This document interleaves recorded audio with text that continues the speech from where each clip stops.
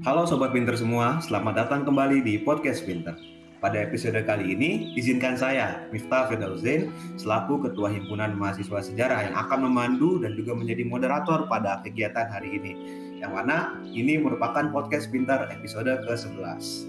Salam kenal Sobat Pinter semua. Nah, pada episode ke-11 ini, tema yang akan kita angkat merupakan sebuah tema yang kerap kali ramai dibicarakan oleh masyarakat. Nggak hanya lapisan bawah, tapi juga ini menjadi pembicaraan yang sangat seru, bahkan di kalangan elitis sekalipun gitu. Tema kali ini adalah memahami isu-isu politik terkini.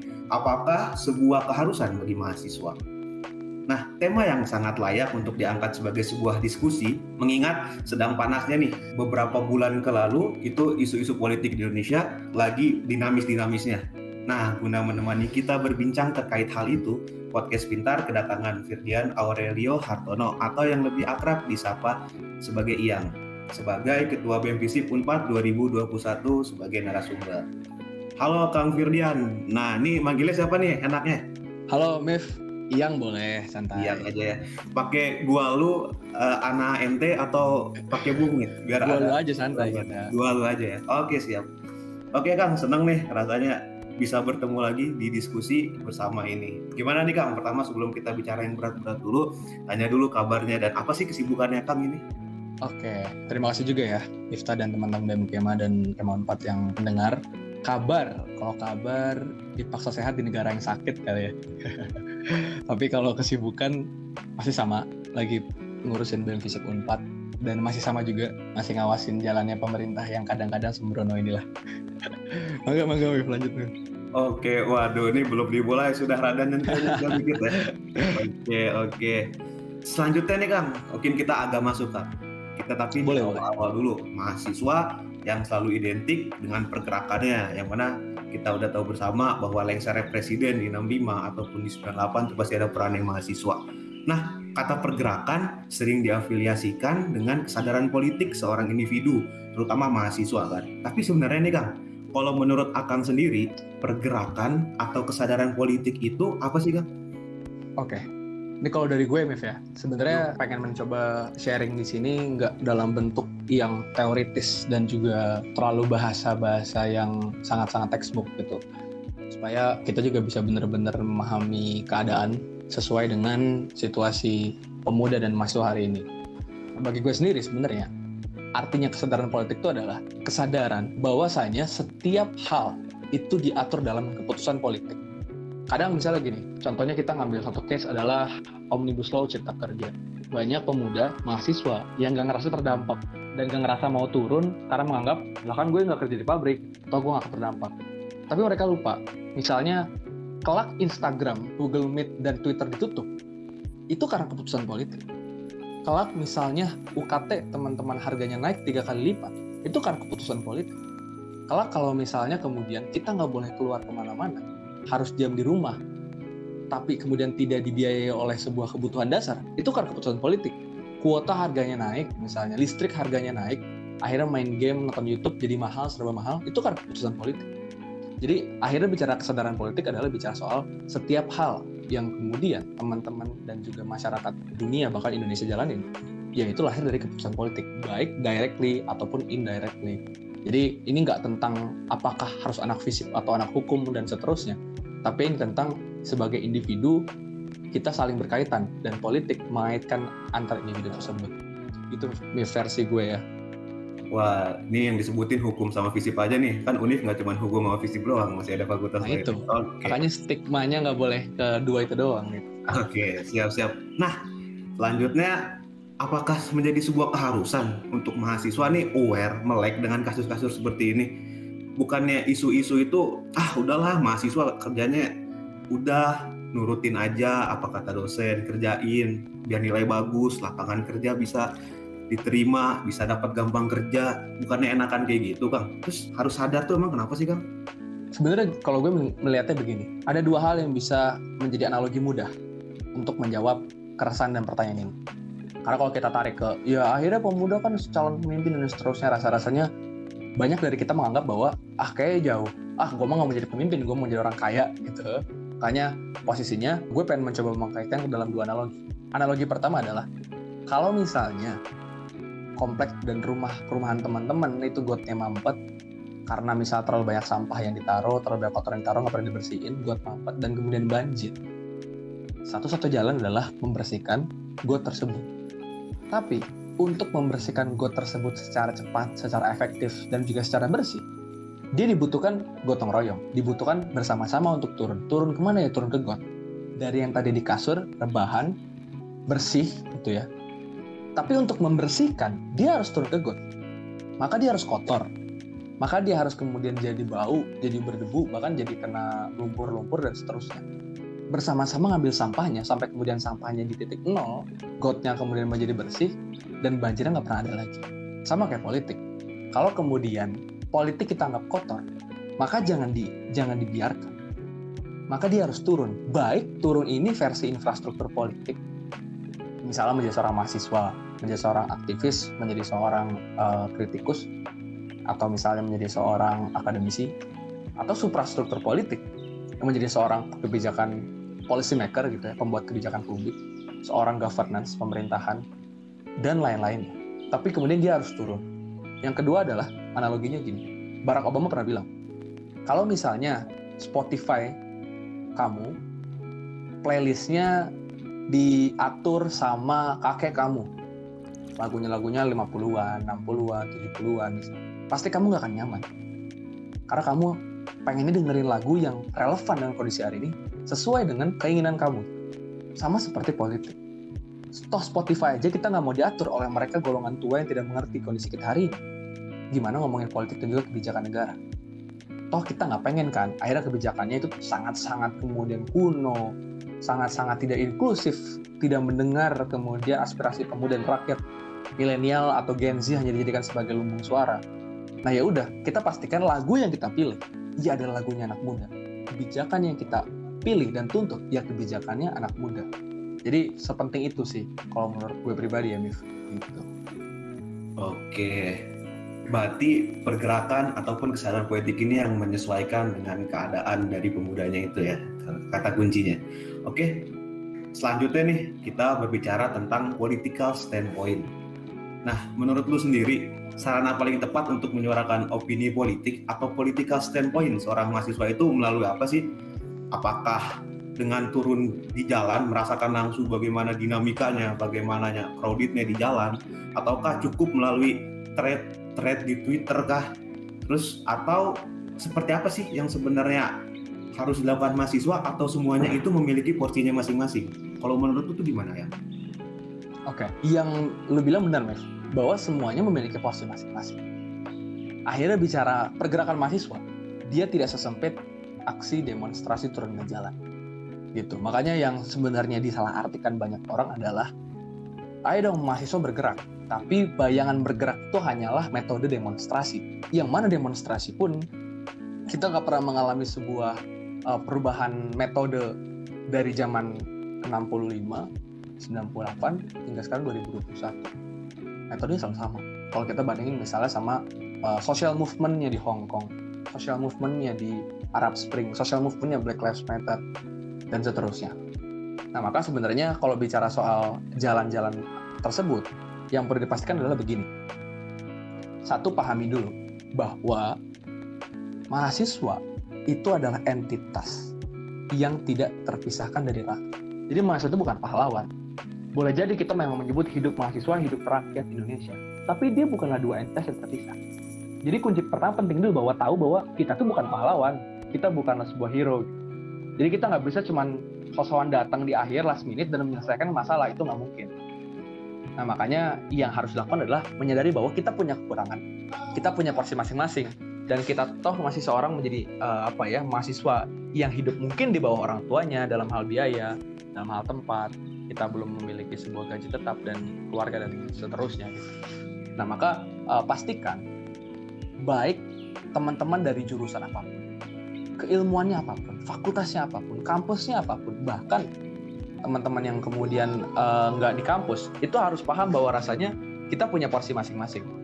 Dan untuk bicara porsi masing-masing, kalau aku sih menganalogkan adalah, ya silakan. Kalau misalnya teman-teman mau mencoba untuk mengaspirasikan keresahan lewat pengabdian masyarakat, pengen lewat demonstrasi, pengen lewat sebuah kajian strategis, penelitian. Menjadi apa? Social entrepreneurship. Bukan cuma nyari cuan, tapi cuan teman-teman mampu menghidupi masyarakat sekitar dengan misalnya menggaji mereka, meng-hire mereka, dan seterusnya. Jadi kalau menurut aku ya, pergerakan mahasiswa nggak sesempit demonstrasi, tetapi demonstrasi adalah juga metode penting dalam gerakan mahasiswa. Karena demonstrasi adalah sebuah metode di mana akhirnya itu sebuah tanda bahwa kemudian Dewan Perwakilan Rakyat yang harusnya duduk menjadi seorang penyambung lidah rakyat atau presiden yang terpilihnya oleh rakyat, elect officialnya by rakyat, itu ternyata tidak berfungsi. Makanya kalau aku bilang Instagram pribadi aku, koran pikiran rakyat mengubah kata koruptor menjadi maling rakyat.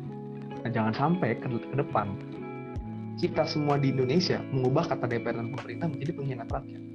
Jadi intinya adalah maksimalkan semua potensi, baik jurusan masing-masing ke masing-masing untuk saling berkolaborasi. Kayak gitu sebenarnya, Mif. Wah, oke. Tadi udah dibahas tuh, bahkan tadi analogi sebelumnya itu disebutkan bahwa tentang bot dan juga Obama yang mengatakan tentang Spotify. Jadi analogi yang menarik yang mana ini dekat sekali dengan kehidupan kita atau kehidupan bermasyarakat. Tapi tadi udah dua yang mana sepertinya cukup berat juga nih tentang pergerakan dan political standpoint. Tapi khusus bagi Sobat Pinter nih Kang, yang baru merasa atau baru ingin melek tentang isu-isu terkini, isu-isu yang selalu dinamis ini, sebenarnya cara yang paling mudah ataupun cara terbaik untuk mengaktualisasi nilai-nilai berpolitik dalam diri sendiri itu seperti apa sih? Oke. Nah sebenarnya kalau menurut gue pribadi, hasil diskusi beberapa kali selama mungkin 2 tahun terakhir gitu ya, akhirnya ngomongin soal gerakan mahasiswa itu dia saling berkaitan. Misal kita ngomongin ini dulu ya, misal ini kan bagaimana cara teman-teman Sobat Pinter atau Kema 4 itu kemudian juga bisa memahami gerakan mahasiswa walaupun teman-teman tidak belajar secara langsung dalam bidang itu. Yang pertama harus dilakukan adalah pertama pahamin dulu bahwa kemudian gerakan mahasiswa itu bicara soal kemudian step by step, dimulai dengan sebuah konsolidasi untuk mengumpulkan aspirasi.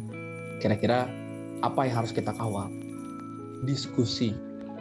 Dari diskusi kita nanti akan membuat suatu kajian strategis, analisis, riset. Analisis riset bisa kolaborasi dengan dosen, dengan antar mahasiswa, dengan antar NGO. Gitu. Kemudian kumpulkan dulu nih keresahan masyarakat, bener nggak? Ini memang sebenarnya masyarakat butuhkan. Baru setelahnya konsolidasi kembali untuk menyatukan kekuatan bahwa kira-kira dari hasil kajian ini kita harus bikin sikap apa. Misalnya ngomongnya sikap tolak pelemahan KPK.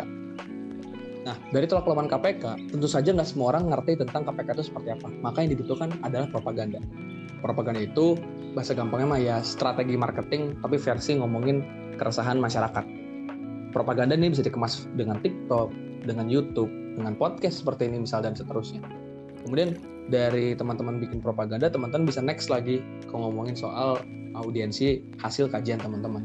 Teman-teman berikan kajiannya kepada misalnya pihak berwenang, kepada negara, kepada pembuat kebijakan publiknya, baik itu rektorat misalnya, bupati misalnya, presiden, DPR misalnya. Ketika kemudian hasil audiensi berkali-kali tidak pernah diterima, maka teman-teman bisa masuk ke tahap lebih lanjut, ngomongin soal aksi turun ke jalan, atau mungkin teman-teman menyebutnya demonstrasi misalnya. Nah di dalam hal ini, ketika teman-teman mau bicara soal demonstrasi, maka teman-teman harus pastikan dulu tahu demonstrasi itu awalnya seperti apa. Misalnya ya, di Hong Kong sendiri. Hong Kong itu dia punya sebuah mekanisme, teman-teman. Jadi, dia menggocek polisi, menggocek aparat.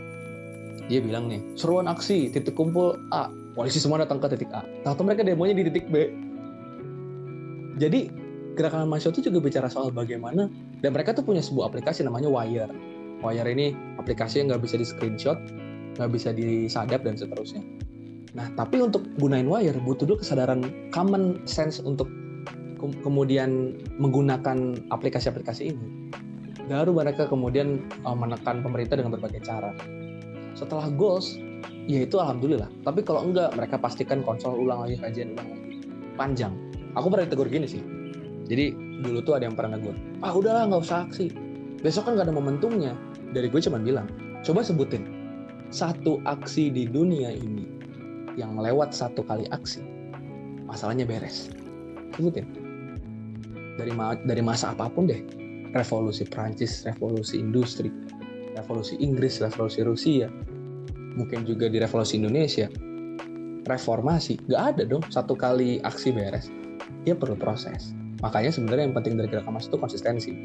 Nah tadi pertanyaan Miftah, untuk kemudian bikin teman-teman, terutama mahasiswa baru misalnya, yang pengen kemudian lebih melek terhadap ini adalah pastikan. Aku tuh pernah dapat wejangan gini. Jadi kalau dulu tuh ilmu kan cuma filsafat ya. Jadi filsafat tuh menyangkut matematika, sains, politik, sejarah, menyangkut soal bahkan mungkin hal-hal seperti hukum, budaya, bahkan hal-hal yang sifatnya seperti pertanian, tanah, dan seterusnya. Dulu tuh satu ilmu tuh mempelajari banyak hal. Jadi orang-orang kayak Plato, Aristoteles, dan seterusnya, ya mereka nggak peduli kayak gue bukan jurusan ini, gue bukan jurusan ini. Terus misalnya kita ke zamannya Bung Karno. Bung Karno tuh lulusan apa? Dia bukan lulusan politik, hukum, bukan lulusan kemudian budaya. Dia lulusan dari teknik ITB. Tapi dia tetap nulis buku tentang politik, pemikiran sejarah, dan seterusnya. Itu bukti bahwasanya teman-teman di jurusan apapun, fakultas apapun, baik teman-teman medical kompleks, agro kompleks, sosum, dan seterusnya, bukan berarti teman-teman nggak boleh belajar ilmu lain. Nah, jadi pahami dulu bahwa teman-teman boleh nih memperfekkan ilmunya teman-teman. Tapi ingat bahwa ilmu itu berkesinambungan. Makanya kalau menurut aku, memulai ngerti gerakan mahasiswa dimulai dulu dengan ngerti bahwa ilmuwan teman-teman kelak bisa digunakan dengan apa, dan kelak perlu dikolaborasikan dengan apa. Baru tuh ngomongin soal kajian, propaganda, aksi diskusi. Sebelum tahu sebenarnya why-nya teman-teman tuh apa masuk jurusan itu, agaknya teman-teman nggak semangat pasti menjalani passionnya sendiri. Gitu, Mas. Nah, jadi gitu Sobat Pinter, disesuaikan tadi seperti yang dibilang sama Iyam, disesuaikan lagi dengan kekhususan atau bidang keilmuannya, bahwa kita dari jurusan apapun sebenarnya bisa mengambil peran. Melalui alurnya seperti apa tadi sudah dijelaskan, bahwa diskusi, analisis, riset, keresahan masyarakat yang diakomodir, konsolidasi, dan demonstrasi. Gitu Sobat-Sobat Pinter. Oke, selanjutnya kita akan membahas tentang mahasiswa yang tadi di awal udah dibahas tentang pergerakannya, karena mahasiswa dan pergerakan sangat identik. Terkadang ketika lagi melakukan suatu gerakan nih, ada yang bilang lah, itu mah ditunggangi, gerakan itu mah terafiliasi dengan organ ekstra itulah, dengan partai itulah. Nah, bagaimana sih cara terbaik untuk menyikapi dan menyadarkan mereka bahwa kita sebenarnya bergerak itu atas dasar rakyat gitu. Bahwa keberpihakan kita atas dasar rakyat, tapi dengan cara-caranya sendiri.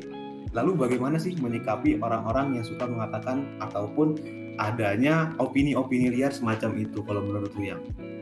Nah, sebenarnya kalau pandangan gue gini ya. Pertama, kita justru harus membuka kanal-kanal selama ini kita anggap adalah sebagai aib. Selama ini selama ini kita rasanya cukup rasa tabu dan haram ketika mau bicara soal partai, ketika mau bicara soal tokoh-tokoh politik, ketika mau bicara soal kelakuan kebejatan polisi, pengkhianatan presiden, DPR, kayak nggak boleh gitu, nggak usah.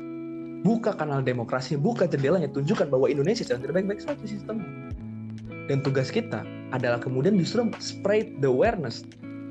Makanya sebenarnya kalau gue pribadi ya, ketika diskusi menganggap kita tuh egaliter, pun terlepas dari jabatan struktural kita, dan kita berhak untuk ngomong apapun, toh ini demokrasi.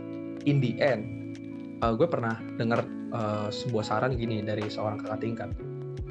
Ilmu itu gak boleh dianggap netral. Jadi nggak bisa ketika posisinya misalnya teman-teman nggak ngerti Omnibus Law Cipta Kerja, teman-teman nggak ngerti tentang RUU KPK, karena nggak ngerti bilangnya gue netral dulu deh karena belum baca. Ingat gak argumen tadi kan Miftah juga obrolin tentang argumen pemerintah itu apa? Misalnya tadi ya tentang ditunggangin. Ada lagi kan misalnya 1000 halaman emang udah baca gitu. Memang baca menjadi penting, cuman yang menjadi penting apa? Kalau gue pernah bilang gini, Omnibus Law itu kan berganti-ganti draft banyak sekali.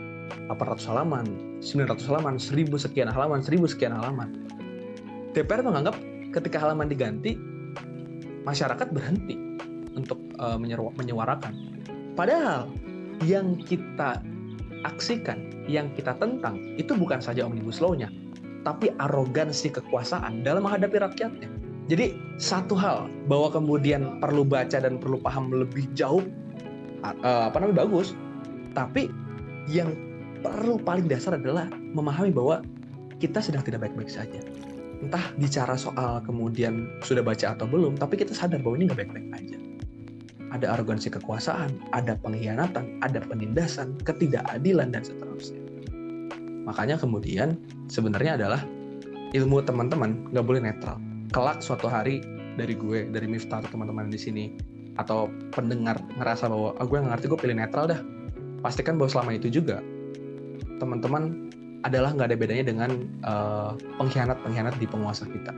Bertrand Russell pernah bilang, sumber kekacauan di dunia adalah ketika orang-orang bodoh dan juga orang-orang tamak merasa yakin, tapi orang-orang pintar dan orang-orang bijak merasa ragu. Jadi teman-teman nggak boleh kehilangan keraguan, nggak boleh kehilangan keyakinan untuk kemudian walaupun isunya nggak gue banget gitu misalnya, tapi nggak boleh kehilangan keyakinan untuk memperjuangkan itu juga. Sebenarnya itu yang penting. Makanya ilmu nggak boleh netral. Kedua, teman-teman nggak boleh kehilangan keyakinan. Ketiga, bicara ditunggangin, ya pastikan teman-teman ditunggangi oleh kepentingan rakyat. Rakyat itu siapa? Tadi dengan alur sebuah konsolidasi, kajian, propaganda, sosialisasi, mendengarkan langsung ke warkop-warkop, teman-teman ke desa, ngobrol sama Gojek, ngobrol sama ojol gitu ya, ngobrol sama ADD gitu, ADD, Pancong, ngobrol itu santai, maksudnya gimana hari ini. Jadi akhirnya bicara ngomong rakyat jadi nggak fana. Nah makanya tadi komentar gue adalah ntar dulu ngomongin soal kemudian paham betul, tapi mulai dengan bangun kesadaran bahwa kita sedang tidak baik-baik saja gitu. Oke, menarik. Karena pada akhirnya nggak ada yang netral, dan pada akhirnya di satu pilihan tertentu pasti bakal berpihak pada sesuatu. Dan pastikan teman-teman tadi seperti yang udah ditegaskan juga oleh Iyang bahwa berpihaknya harus pada rakyat. Jadi begitu. Nah, lalu apakah solusi dari isu-isu yang vokal selalu diteriakkan oleh mahasiswa? Kalau menurut lu didengar atau ditanggapi dengan si pembuat kebijakannya nih? Nah, si pengkritiknya kan selalu bersuara seharusnya A, seharusnya B. Tapi bagaimana sih tanggapan yang dikritiknya itu, atau si pemangku kebijakan, atau sebut aja pemerintah? Gimana nih yang lu rasain, kan udah berbagai dinamika lu lalui nih, sempat yang tentang BEM Visip juga sampai ada di Line Today. Tapi apa sih yang lu rasain ketika lu melakukan kritik kepada pemerintah? Nah, posisinya gue tuh ingat betul presiden itu kan viral ya, mengundang dan menggaji staf sus milenial dengan gaji ratusan juta. Pemuda-pemuda yang kemudian pernah kuliah di luar negeri, punya startup, jadi pengusaha besar, diundang kan, di-hire buat jadi staf milenial. Tujuannya apa sih? Staf milenial ini nggak bisa bikin kebijakan, tapi dia hadir buat jadi teman diskusinya presiden. Jadi buat jadi teman diskusi presiden, dihargai ratusan juta. Tapi mahasiswa tiap kali aksi datang ke istana, datang ke DPR, pengen duduk diskusi keresahan masyarakat secara gratis, itu nggak diterima. Nggak pernah kemudian ditanggapin secara serius, selalu lip service. Kan jadi heran ya, kita nawarin yang gratis nggak diterima buat diskusi, presiden capek-capek nyari staf milenial gaji ratusan juta buat ajak diskusi.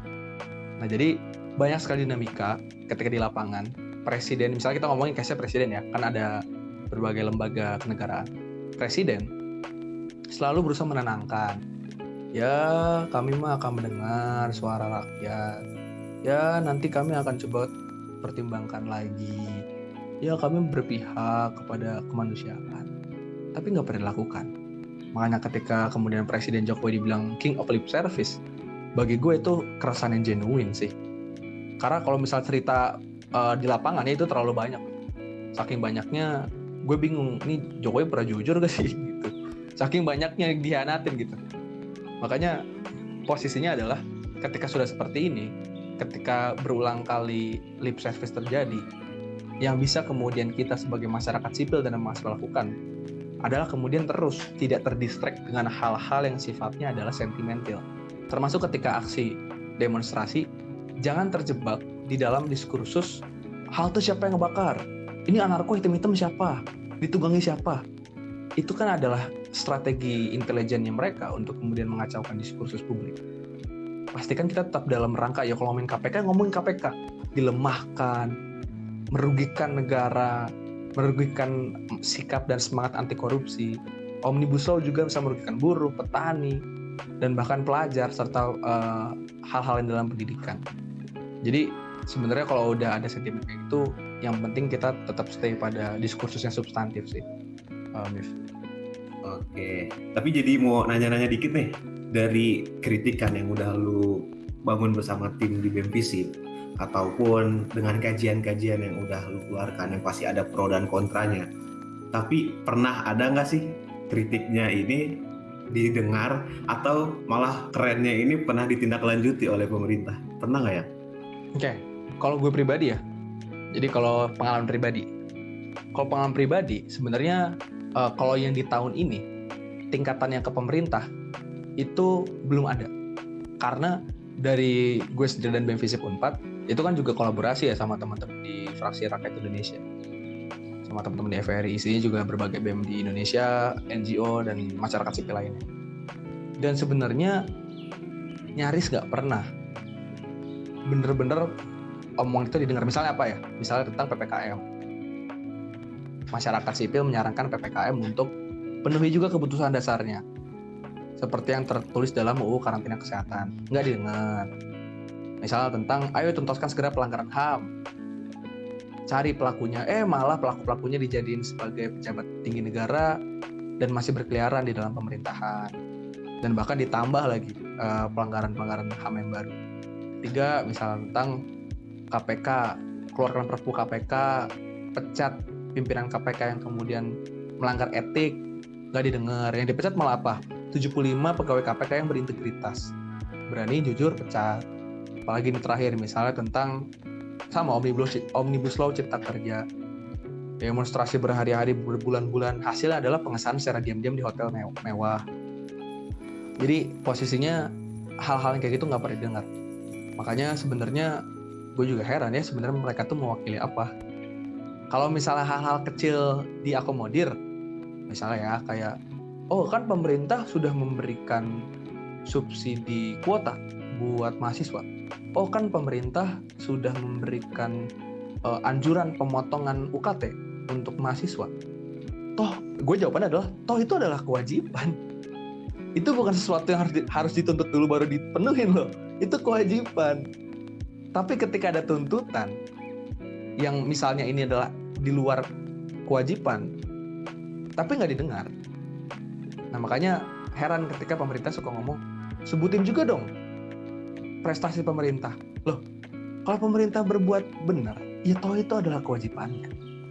Kalau prestasi adalah sebuah pencapaian yang sebenarnya nggak diatur, nggak diwajibin, tapi dilakuin dan keren, itu prestasi. Dan patut diapresiasi. Tapi kalau hal dasar dipenuhi ya, itu mah bukan kewajiban, itu bukan prestasi, itu kewajiban. Maka soal tuntutan sangat-sangat jarang sebenarnya didengar. Oke, ya walaupun tidak sampai sekarang ini belum pernah didengar ya. Semoga tadi seperti kata yang udah lu bilang kan, bahwa pergerakan itu bukan tentang aksi yang sekali, tentang sebuah momentum, tapi keberlanjutan atau kontinuitas dari segala yang dilakukan, atau istiqomah ya dari yang sudah dilakukan. Semoga BEM-Visip tetap on track, semoga tetap menjadi pengawal dari isu-isu rakyat. Nah, atau barangkali nih dengan adanya podcast Pinter ini bisa jadi jalan ataupun sarana untuk didengarkannya suara rakyat yang tadi diwakilkan yang kepada pemerintah. Oke, kita lanjut ke pertanyaan selanjutnya nih, yang bagi mahasiswa yang mana kan lagi zaman sekarang nih pasti banyak banget tantangannya kalau mau melakukan demonstrasi. Protokol kesehatan lah, nggak boleh kumpul-kumpul lah, atau karena adanya pembatasan lah. Tapi kalau zaman sekarang nih, kalau kita melakukan demonstrasi kan pasti banyak tantangan ya. Belum lagi ntar ada yang belum diizinin sama orang tua, atau ada kendala-kendala lainnya nih. Tapi kalau menurut lu, tadi kan juga sempat di awal dibilang bahwa semua ada porsinya, bahwa yang di jalan ada porsinya, yang juga di sosial media ada porsinya. Lalu teman-teman yang ingin, ataupun Sobat Pinter yang ingin berdemonstrasi, menyuarakan aspirasinya, menyuarakan suaranya, tapi dia tidak bisa turun ke jalan, menurut lu sendiri gimana nih yang udah sering banget turun aksi dan udah tahu dinamika di dalamnya? Oke. Nah ini akhirnya kalau ngomongin soal manajemen aksi, itu penting banget. Makanya gue tuh selalu dari dulu ya menyarankan sebenarnya manajemen aksi ini seharusnya masuk dalam kurikulum kampus. Maksudnya kurikulum kampus itu kurikulum ospek ya, kurikulum ospek gitu. Biar kenal, biar kalau aksi gak cuma turun buat foto-foto kayak gitu. Nah, cuman hari ini gue gak akan terlalu banyak ngomongin manajemen aksi, tapi kita akan coba ngomongin adanya sebuah evolusi dari metode aksi itu sendiri gitu. Dulu, ketika demonstrasi, ketika aksi, kita bisa menggunakan cara yang kemudian terdengar sadis. Turunkan harga BBM atau kami akan berdarah-darah. Ada yang kemudian gak makan 7 hari. Ada yang nyemen kakinya ya di dalam semen gitu. Ada yang ngebakar dirinya sendiri gitu. Dulu tuh laku. Sekarang kita, generasi kita aja kayak gitu. Ogah duluan kan. Males banget panas-panasan turun. Apalagi harus ngeri darah-darah gitu. Mending gue main TikTok, mending gue main Instagram, mending gue main game, Mobile Legend. Sekarang metodenya berubah. Mesti pakai cara Jokowi the king of lip service. Pemerintah PHP kayak mantanku. Kami percaya Jokowi tapi bohong. Cara-cara yang ya sesuai dengan meme dan jokes kita kekinian. Makanya, tapi toh itu tidak mengurangi keresahan dan juga tidak mengurangi substansinya kan. Nah makanya sebenarnya di era hari ini, at least di tahun ini, ketika masih ada pandemi yang belum turun gitu, dan kita mendapatkan perlakuan represif di mana-mana, teman-teman jangan pernah berhenti berkarya untuk melawan. Pastikan segala kanal dipenuhi, Twitter, Instagram, TikTok, Spotify seperti podcast ini misalnya, dan seterusnya. Ini adalah bagian dari perlawanan terhadap ketidakadilan. Pakai cara meme, bikin video-video lucu, kocak. Kayak misalnya kemarin ada yang bikin teka-teki gitu. Bahan-bahan apa yang hilang? Bansos gitu. Dan seterusnya lah ya. Dan lagi bahan-bahan apa yang bisa nangkep kamu banteng. Gitu, hal kayak gitu kan yang kocak kan. Tapi kita ngerti poinnya apa kan maksudnya. Jadi di era hari ini banyak kanal buat berkarya. Kemarin mural rame juga bagian dari karya yang divisualisasikan. Jadi teman-teman teruslah berkarya walaupun hari ini banyak tantangan. Tapi toh kita punya 100 masalah terjadi. Tapi kita punya 1000 masalah untuk solusi. Gitu Mas. Oke. Nah tadi kita udah ngomongin juga nih beberapa sempat disinggung tentang isu-isu terkini, keadaan politik dalam lingkup Indonesia atau nasional. Nah, kita colek ataupun kita perdalam sedikit nih tentang Indonesia ataupun orang-orang dan pemangku kebijakan terkait yang mana menjadikan roda pemerintahan itu berjalan. Menurut lo, pemerintah apakah telah mampu menjamin nilai-nilai demokrasi, khususnya keterbukaan suara ataupun kebebasan pers, terus kepada mahasiswa yang melakukan ataupun mengutarakan opini mereka? Atau jangan-jangan menurut lo tadi seperti yang dulu bilang, yang dilakukan itu cuma lip service atau kebanyakan jargon pemerintah, yang mana nihil sekali implementasinya dalam berjalannya. Tapi kalau menurut lu versi yang nih pemerintah seperti apa sih? Oke. Nah sebenarnya kita bisa ambil kalau ini dengan data ya, bahkan. Jadi dalam 14 tahun terakhir, laporan The Economist Intelligence Unit itu bilang 14 tahun terakhir indeks demokrasi Indonesia di titik paling rendahnya. Itu menjawab, itu dengan data yang dilakukan bertahun-tahun lewat berbagai macam survei yang ilmiah, dan ini The Economist loh gitu.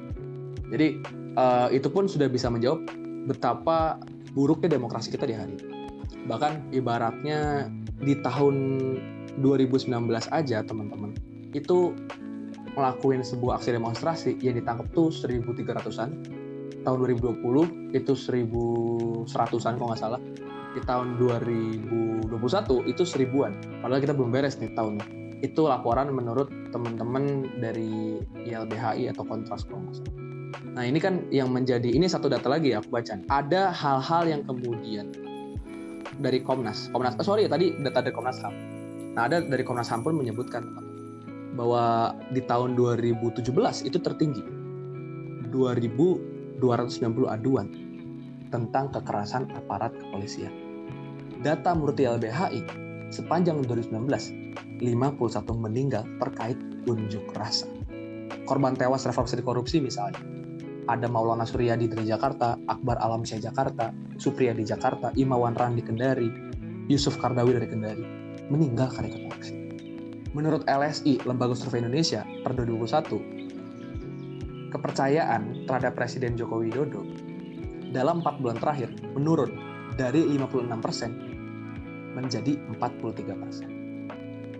Itu data-data yang itu bahkan belum semua disebut, tapi menjadi sebuah bukti bahwa ada kondisi yang memang sedang tidak normal. Akhirnya bicara soal kondisi orde paling baru, itu tuh hadir karena keresahan tersebut. Datanya nyata. Ini bukan sekedar jargon, tapi datanya nyata. Tapi pemerintah selalu mencoba nutup-nutupin keadaan untuk bilang bahwa ya ini baik-baik aja. Nah, makanya tugas kita sebagai masyarakat sipil yang keberpihakannya adalah kepada masyarakat luas, ya adalah menegaskan bahwa kita sama-sama sayang Indonesia kok, pemerintah gitu, dan juga masyarakat. Tapi kita harus jujur bahwa kita lagi nggak baik-baik aja. Toh itu nggak masalah. Dan kita harus memperbaikinya, bukan justru dibalikkan dengan berbagai janji-janji yang nggak bisa dipenuhi dan bisa gitu. Wah, bahkan 2021 belum kelar aja, rapotnya ini udah menunjukkan nilai KKM atau di bawah KKM. Oke. Tadi kan kita bicara tentang politik dalam lingkup nasional. Tapi kalau misalnya kita berkaca dengan internasional nih, tadi yang sempat lu bilang bahwa salah satunya adalah Military Aliansi, terus Arab Spring. Nah, terus kalau menurut lu mahasiswa dalam menanggapi ataupun mengambil sikap dari pergerakan-pergerakan social movement tadi yang berkaitan dengan politik, sosial, ataupun ekonomi, sebaiknya dalam menyikapi hal itu seperti apa? Apakah harus membebek ataupun pada akhirnya ini menjadi referensi yang bisa diterapkan dalam pergerakan mahasiswa? Dalam bicara soal membangun suatu konsistensi dan fundamental social movement, yang paling penting adalah membangun pendidikan atau kemudian kaderisasi. Itu penting banget. Jadi nggak bisa sifatnya hanya lewat tongkrongan-tongkrongan kecil, walaupun dia bisa satu menjadi menyebar ya, daripada nggak sama sekali mending kayak gitu. Cuman untuk benar-benar pengen lebih cepat dan lebih masif, dia butuh suatu pendidikan politik, pendidikan kaderisasi, pendidikan social movement, dan seterusnya. Nah, maka teman-teman harus bisa berpikir bahwa kemudian ketika misalnya kita ngambil contoh negara lain, mereka tuh sudah betul-betul canggih. Satu waktu ya teman-teman, aku pernah dapat kesempatan diskusi bareng salah satu aktivis Thailand. Thailand kan gerakannya menurunkan raja ya, karena raja dianggap korup dan juga mementingkan dirinya sendiri.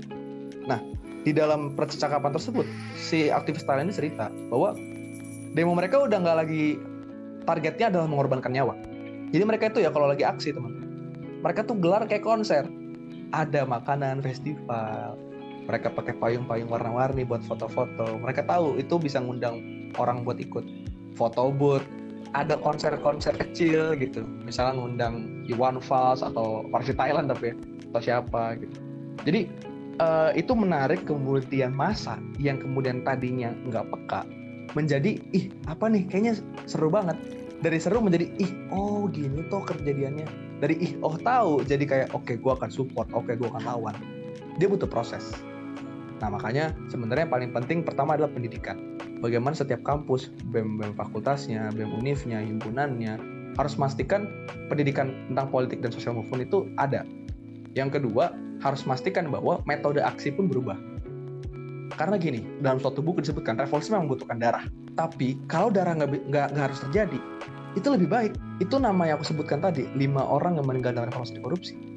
Dia adalah 5 orang yang kemudian anak dari seorang ibu dan ayah yang menunggu kapan mereka pulang loh. Dan akhirnya hasil reformasi korupsi pun kemudian nggak begitu maksimal. Perlu banyak autokritik buat gerakan mahasiswa.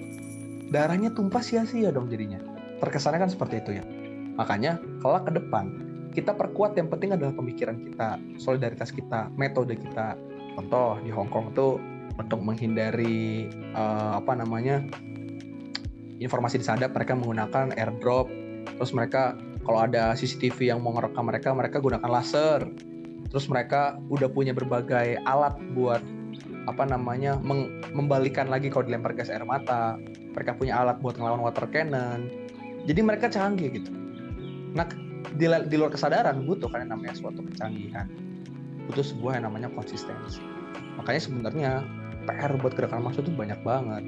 Nah, tapi bicara banyak bukan berarti nggak bisa diselesaikan.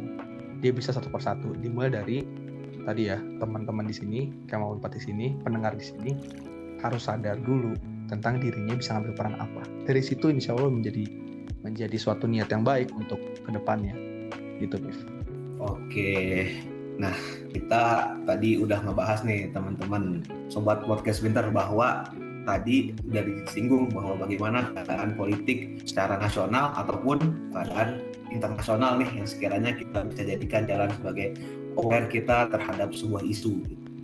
Selanjutnya kita ke harapan dan untuk mahasiswa dulu deh. Nah, menurut lo yang apa sih harapan lo kepada mahasiswa yang mana mahasiswa ini sebagai agent of change, yang mana kita selalu didoktrin dalam kutip untuk mengimplementasikan ataupun menjalankan tridharma. Harapan lu terhadap mahasiswa itu apa sih yang dengan tadi yang udah dijabarin dari awal?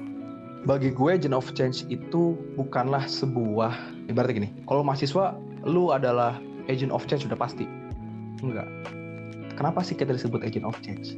Karena teman-teman, terutama sobat podcast Pintar yang dengar hari ini, enggak semua orang itu bisa duduk di kursi yang sekarang teman-teman sedang nikmati. Gak bisa mengenakan alma mater yang teman-teman sekarang sedang kenain. Makanya ketika kita masuk ke kampus, kita diberikan sebuah pembelajaran akademis, ilmiah, demokratis, kita di lingkungan yang suportif, kepanitiaan ikut bisa, organisasi bisa, pengabdian bisa, lomba-lomba bisa, gerakan bisa. Itu nggak semua orang menikmati. Makanya karena kita punya privilege tersebut, mari teman-teman kita gunakan dengan bijak. Bahwasanya kita harus sadar bahwa alma mater kita itu juga hasil dari keringat rakyat. Kita berhutang kepada rakyat. Kita adalah bagian dari rakyat dan kita juga berhutang kepada rakyat. Dan pastikan untuk mahasiswa ya, itu harus paham dulu why-nya. Start with why. Kenapa teman-teman kemudian harus bergerak? Start with why. Kenapa teman-teman ada di kampus ini? Kalau teman-teman cuma kerjaan nyari CV, nyari relasi, it's never enough pasti. Pastikan teman-teman juga punya niat baik. Dan terakhir, ya aku sering bilang ya, ini mah di setiap tempat ketika kemudian ditanya analogi gampang, kenapa kita harus kemudian berjuang? Ya alma mater teman-teman, baunya boleh beda-beda. Boleh bau gas air mata karena sering ikut turun aksi, boleh bau sayur-sayuran karena sering ikut pengabdian desa, boleh bau ruangan ber-AC karena sering ikut debat konferensi. Asal jangan bawa lemari karena habis ospek, disimpan dan tidak pernah diabdikan. Pastikan teman-teman gunakan alma mater untuk terus berjuang. Itu Mif, harapan untuk mahasiswa. Oke, ya jadi gitu ya teman-teman, jangan sampai alma maternya hanya bau dengan pengharum lemari saja atau bau lembab ke lemari. Oke, tadi dari mahasiswanya, sekarang dari sisi pemerintahnya nih, pesan dan harapan lu tuh apa sih yang? Oke, pertama, wahai pemerintah kita ya, kita cintai. Kritik itu bentuk kita cinta terhadap bangsa negara. Negara itu adalah organisasinya, pemerintah silih berganti, tapi bangsa Indonesia harus tetap menjadi satu. Maka pemerintah harus sadar bahwa kemudian currencies-nya, mata uang antara pemerintah dan rakyat adalah trust, adalah kepercayaan. Kalau pemerintah kehilangan kepercayaan, sebagus apapun kebijakannya, apalagi jelek kebijakannya, rakyat nggak percaya, itu adalah sebuah musibah, itu sebuah bencana. Pemerintah harus tahu bahwa yang kita suarakan itu adalah sebuah voice, sebuah suara, bukan noise, bukan kebisingan. Dan seringkali dalam sejarah itu berulang. Dan seringkali dalam sejarah, ketika pemerintah dan penguasa itu kehilangan kepercayaan dari rakyatnya, terlalu banyak menindas, tidak adil, dan kemudian mengabaikan suara rakyatnya, maka seringkali banyak drama yang kemudian berlangsung, tapi lebih baik akhir yang dramatis daripada drama tanpa akhir. Ini kalau pemerintah dengar ya, tafsirkan maksudnya apa ya. Tapi harapannya kita pun mahasiswa kepada pemerintah bisa pastikan kita bukan hanya kerumunan tapi barisan, bukan sekedar buih tapi gelombang. Itu sih. Jadi kita adalah a nation in waiting. Kalau kata Bung Karno, a nation in waiting.